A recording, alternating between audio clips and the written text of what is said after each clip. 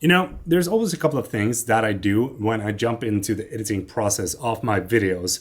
One of the biggest things is, of course, like the file structure and libraries, but also having the right kind of commands and, you know, using keyframes to crop in and out. That's a simple one, but also applying a LUT to have the perfect grade and maybe create a LUT of your own so that you know that all the footage that you shoot in a specific place is going to be perfect with that LUT applied. We're going to jump into all of that in this video.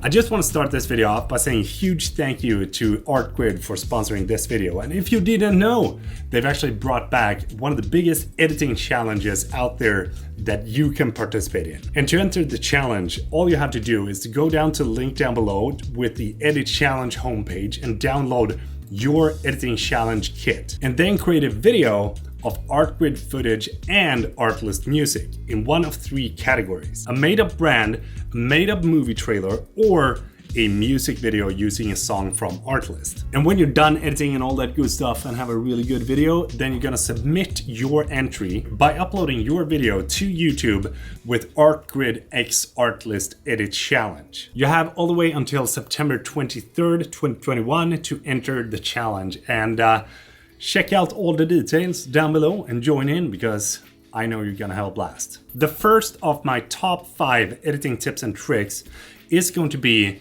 file structure and library usage, because when you jump into the editing process, it's very important that you have a really good file structure for the videos that you're about to edit, because otherwise it's going to be a very hard and rough time to find the footage that you want to use in the video that you're about to edit. So what I usually do when I import my footage is that I have the file structure on my SSD drive, such as the project, and then you go down and they have all the different cameras, the dates, and so on and so forth, and then just drag it in to your library.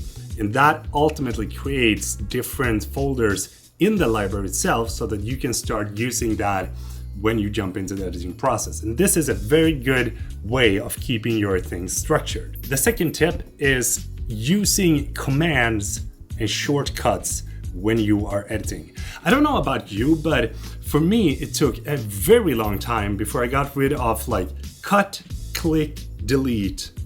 And now, instead of doing that motion every single time when I want to delete a clip, I just press one single button and everything just disappears. So I don't have to care about like cut, click, delete. And it makes things so much easier. And the way that you set this up in Final Cut Pro is that you go to the Final Cut Pro menu and then choose Commands and then Customize. And here you have a bunch of different things that you can set up just the way that you want your editing style to be, or editing keyboard to be, so that everything is going like a much faster rate whenever you jump into the editing process.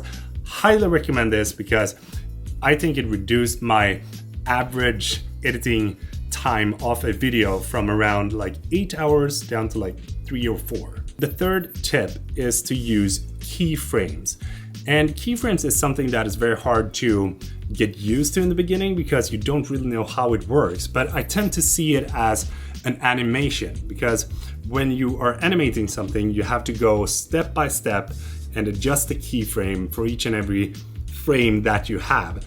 And basically the same thing goes in Final Cut Pro. If you want to crop in and crop out, then of course you can cut the clip and then just crop in. But if you want to have a smooth crop in, just like the one that you just saw, then you have to do a keyframing adjustment to the clip to be able to get that. And the easiest way to get comfortable with using keyframes is to choose any kind of clip and then go into the video inspector and then choose the scale. And as you can see here, you have a little yellow diamond when you click that, and that is a keyframe that is active. So if you have set that on the point right now and then move forward 10 frames and then increase the scale and play that back, you're gonna have a zoom in your videos. And using keyframes to enhance or reframe or give shots a vertigo feeling is definitely something that will help you to create more epic videos with the footage that you already have. Because sometimes I feel like, oh shit, this didn't turn out the way that I want to, but then I jump into the editing process and then maybe crop in like 150%, reframe the shot, and then move it around a little bit until it feels good. And all of a sudden you have a different composition than what you initially shot, but it looks way better. And keyframes is also something that you can use together with different effects that are available for Final Cut Pro. So highly recommend you get comfortable with that because keyframes are so good. Number 4 is going to be color grading and using LUTs. For example, when I'm shooting all my talking head stuff here in the studio, I am color grading this using my own personal LUT that you can buy on my website. And I know that if I expose the S-Log3 in my A7S III at 1.7 or 1.3 and apply the LUT to that, then we're gonna have this outcome without me having to do anything. And this speeds up the process of me editing my videos so incredibly much. And I highly recommend you to get some LUTs that you really like so that you know that when you're jumping into the editing process, you can just apply a LUT and then it's gonna be super simple for you to keep editing and keep up the speed of your editing workflow. And the plugin that I use to create my own LUTs is Color Finale Pro 2. This is a plugin that I highly recommend if you want to have some good color grading functions for Final Cut Pro and also be able to create your own LUTs when you have a really nice color grade. And the way that it works is that you drag it onto the clip that you want to color grade, and then you go into the edit layers. And here you can choose color wheels, you can choose curves, you can choose hue saturation, and 6 vectors, and then you also have the temperature, and everything that you might need is in this plugin. The way that you create a LUT is that when you have created a look that you like, you go back to the video inspector and then choose Color Finale, and then up in the right hand side, just next to the logo, there's a small little button with three dots. If you press that, you can see that it says export as LUT, which gives you the option to export the look that you have and create a LUT that is going to be your personal LUT. And the good thing here is that you can create a LUT that you also can sell as a digital product to be able to make an extra income with that as well.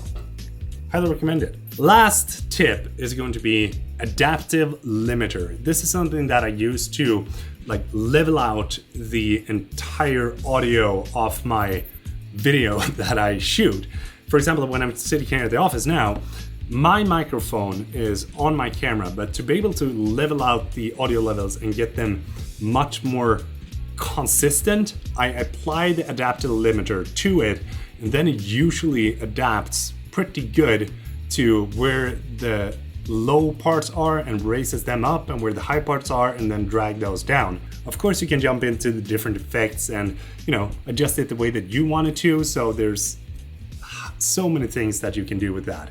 But yeah, those are my top 5 tips and tricks that I want to show you today. And I really hope that you enjoyed this video. If you did, please do give it a thumbs up, and don't forget to follow me on Instagram, subscribe, all that good stuff. And if you want to join in on the ArtGrid Editing Challenge, there's a link down below. So head over there, check that out. Peter from Sweden saying goodbye. Thanks so much. Have a good one.